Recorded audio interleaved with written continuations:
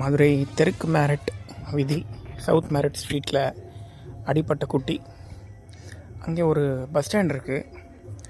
அந்த bus stand பக்கத்தில் ஒரு கடை இருக்குது. அந்த கடைக்கு முன்னாடி குட்டி அடிப்பட்டு கிடந்திருக்கு. சார் வந்து 2-3 நாளாக பார்த்துருக்காரு. பார்த்துட்டு பக்கத்தில் இருக்கிற கடைக்கு இன்ஃபார்ம் பண்ணார்.